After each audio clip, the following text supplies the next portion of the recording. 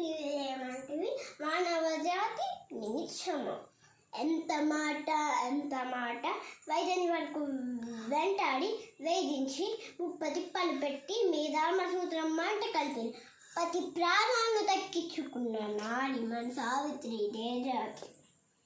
మానవ జాతి తన భక్తితో సాక్షాత్తు పరమశివునే ప్రశస్తంగా భావించి నీ పాసములు సైతం కడ్డి పోచగానించి నా ప్రాణహరులైన మిమ్ముడునే ప్రాణభయంతో బరిగెట్టించిన పసివాడు మార్కండుడే జాతి.